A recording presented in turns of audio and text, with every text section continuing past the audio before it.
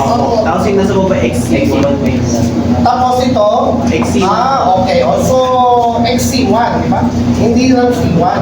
Okay, gawa yun sa'yo. Diba? O, baka natin may XC1. Ayun yun. Wala tayo XC1. Wala. 1/2 Hindi kasi sabi nung sa akin kanina, ganyan lang eh, di ba? 1 over 2 pi FC sir. What is the value of XC1? Pakitipte.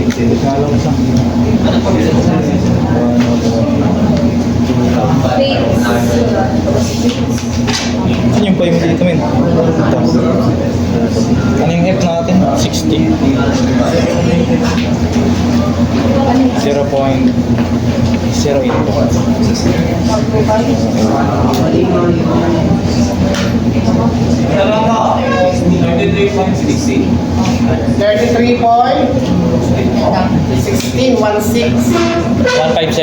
33.157 K sir.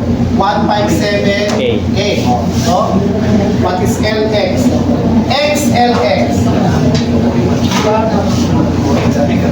Divide mo naman. 1/2 pi Zero zero. Diba? 1 over 2 pi FC.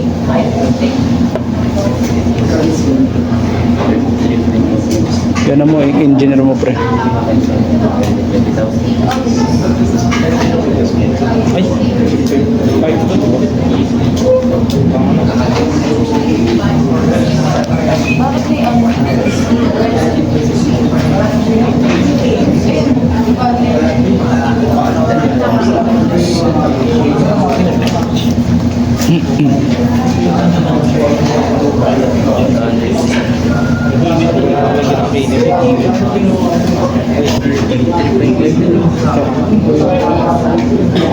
Anong value? 3.6. Tama ito ha. 30.159. 31, 159K. X yan ha, X. Kaya ohms. Kapag yan yan, dapat Henry yan. Okay? Nakuha mo niya ang X. Nakuha mo niya XLX. So, ang ginahanap, impedance. Say X. That is equal to ang X plus JXLX. Okay? Nakapolar yan. Convert that to naka-rectangular yan. Convert that to polar. Lalagyan mo point. Okay, convert that. Yung sagot na, lalagyan natin dito. Naka-polar na dapat. Nakapolar.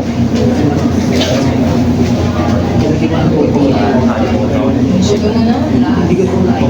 Ano to? 2.5K. 1.5. Para hindi mo kasi ginagawa yun. Hindi ka na sigurado. Ano to?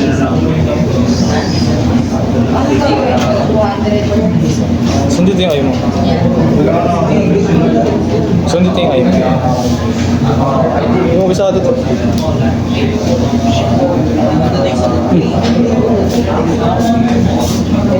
Set polar to. Conversion polar. Ay.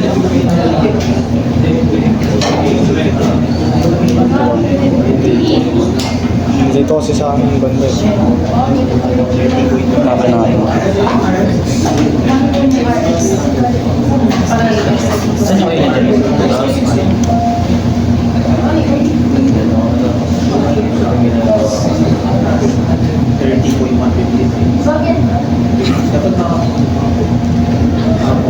Nakamuha dyan.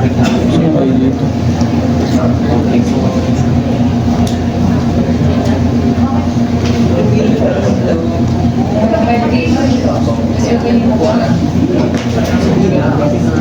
Paano ka-complex pala to? Complex na. Bakit nakalimutan ko yun sa yung agent ko. I-ship kasi yun eh. Tagal na yan.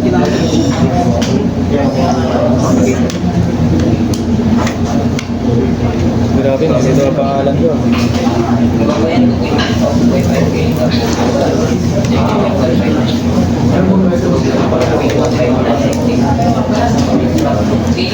Kasi mo, tapos kapit mo na lang.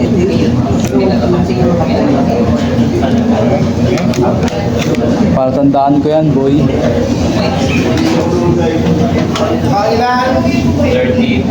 30.262. 30.262. Engel 85.261. 85.261 ohms.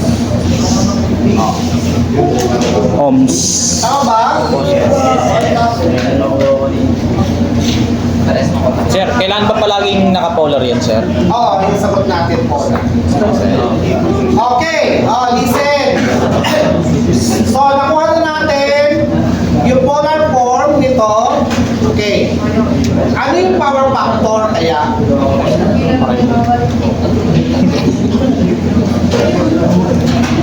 Ano kaya yung power factor?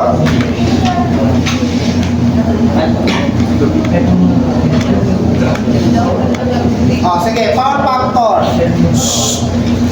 What is the power factor? Nasa libro di ba? Yeah. Ay, ito yun. Nasa ano, nasa lesson nyo yun eh. Okay, power factor.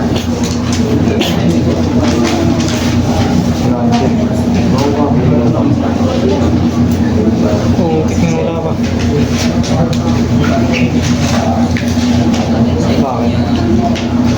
Basang-basang tatlo.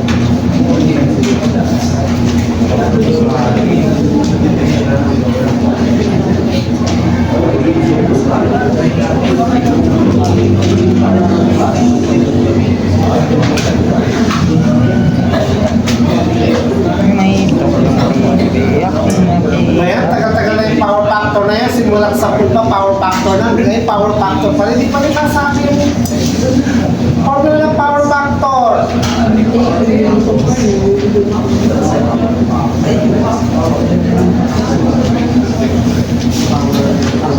Cosine theta.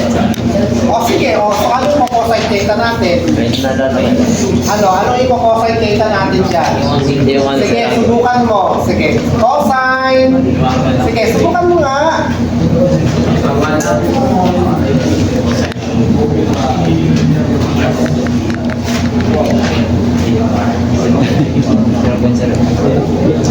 Point.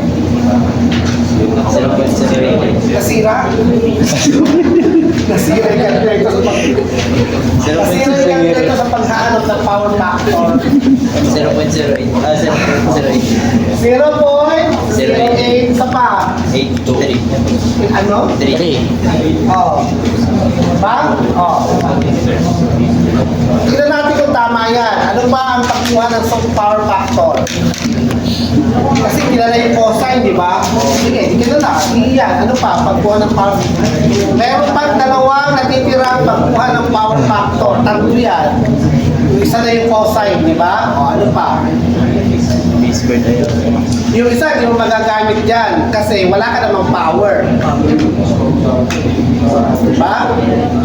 Oh.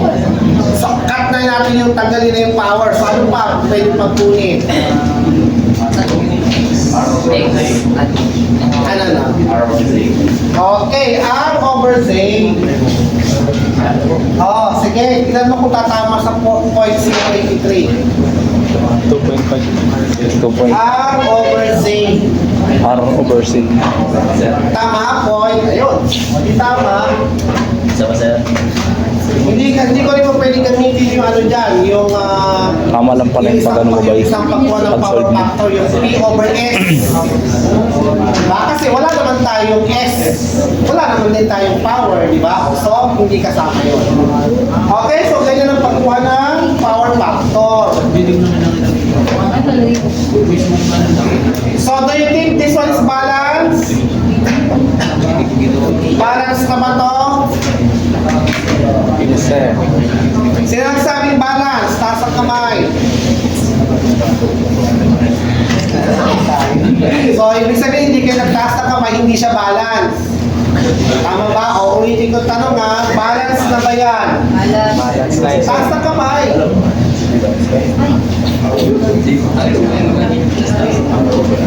Tatanungin kasi, ano bakit?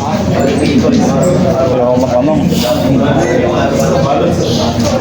Kaya nga, ang RX, hindi, Balance daw. Sino yung daw? Sige. Oo nga. O sino yung nagsabing daw? Kasi hindi galing sa'yo daw. Narinig mo lang kung sino. At narinig mo, ikaw, Mr. Ano, ikaw yata. Nandito ako. Nandito ako. Nandito ako. Nasa likod yun. Nakuha yung ano na yan. Balance yan. Kasi nga, itong sagot na to, nanggaling dito. Di ba? Magiging hindi lang siya balance kung nakasalpak na yung mga value dyan. Siyempre, iti-check mo kung balance o hindi. Di ba? O. Halimbawa, 100. Angle of 0 volts. Sample lang ha. O, so meron kang positive, negative, VAB. Positive, negative, VR3. Makinig muna, BZ3. Kasi we are in AC, di ba? Z yung ginagamit doon. Then, positive, negative, BZX. Look, BZ3 minus BAB minus BZX is equal to 0. Tama ba? Yung loop natin? Yes. So, BAB is equal to BZ3 minus BZX. Tama ba? BZ3 is 100 angle of 0 multiplied by ay R3 200 K angle of 0, di ba? Sa ano kasi, sa AC may mga angle eh, dapat. Kung resistance siya, angle of 0 palagi. Next, over, yung parallel dito, di ba? So 200K angle of 0 plus. Hanapin mo yung parallel niyan. Ano ang Z1? Sige nga, Z1. Kailangan mo yan kasi kailangan dito eh. Anong Z1? Ano yun? Ano? Para matutulala kayo ha, 400K angle of 0 multiplied by XC1. Ano? Sige nga, XC1. Ito, tama? 33.157K angle of what? 0, sir. Negative 90. Negative 90. Hindi ng 90. Divided by 400K angle of 0 plus. Diba? Kasi naka-ano yan eh, naka-angle na yan eh, diba? 33.157K angle of negative 90. So what is A1? Sige. Para ma-review kayo sa ating para smart. Pero sa calculator, di ba, complex? So, gamitin niyo yung complex. Dapat yung parenthesis, baka malito kayo.